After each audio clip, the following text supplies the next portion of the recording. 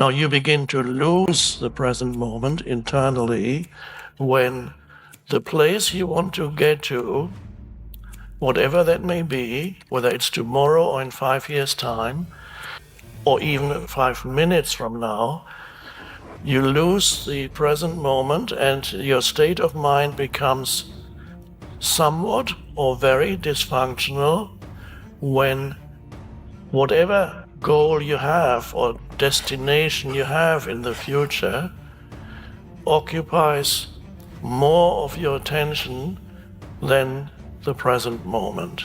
If you don't enjoy the journey, which is always now, the step you're taking at this moment, if there's a lack of enjoyment, then you have lost the present moment, and the place you want to get to has assumed an importance that is becomes dysfunctional. I won't be happy until I have a private jet. It doesn't have to be big, just a little one. I cannot be fully myself unless I have a car that's better than most people's cars.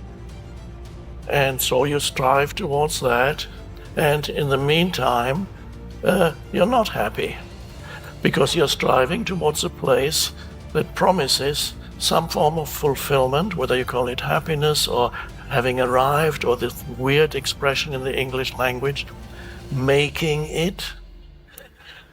Making what? And then you have weird ideas in your mind. An enormous amount of fear arises because you have certain thoughts, especially at 3 o'clock in the morning. You wake up and the mind starts up and a weird word comes. I don't want to be a loser. A loser. Maybe I will be a loser. Maybe I'm not going to get this car. And maybe I'm not going to become the greatest this or that. Or maybe I'm not going to find the person who's going to make me happy. So, always looking to some future moment, and then you realize on a practical level, future works. But on a deeper level, finding a true satisfaction in life, you have to look somewhere else.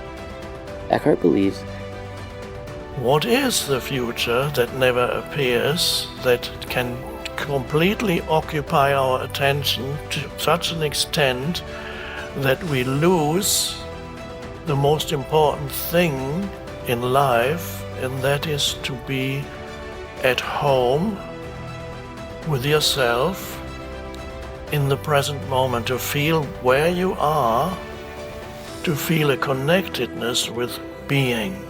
There's a deep peace, not a dead kind of peace, but an alive peace, to be rooted within yourself, to be yourself, here and now, in this moment.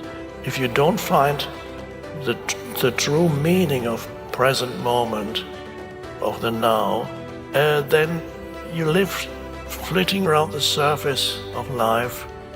There's always some future moment to either be afraid of or be attracted to.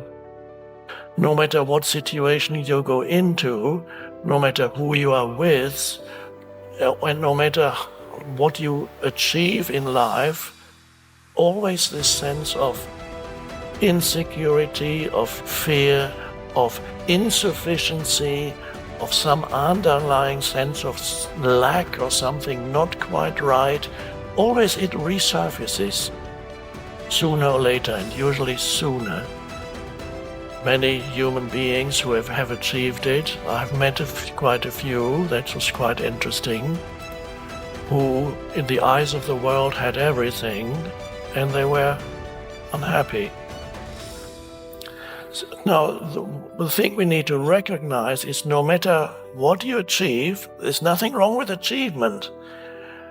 But ultimately, that is not which is going to give you this sense of self that you are looking for, that sense of being rooted, that sense of security. What is the future then that everybody looks to? It's always associated with a thinking. It's a thought. On a deeper level, future is a thought in your head, and you only experience it ever as a thought in your head. That's the only reality future has. Isn't that interesting? It has no actual immediate existential reality except as a thought that you're thinking about some future moment. But even while you're thinking that thought, it's still the present moment and you don't even know it. Because nothing can happen that's not in the present moment. And then there's the past. When you think about the past, again, where is the past? It's in your head.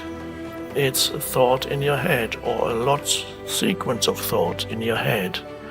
So future and past are associated, intrinsically linked with the activity of thinking.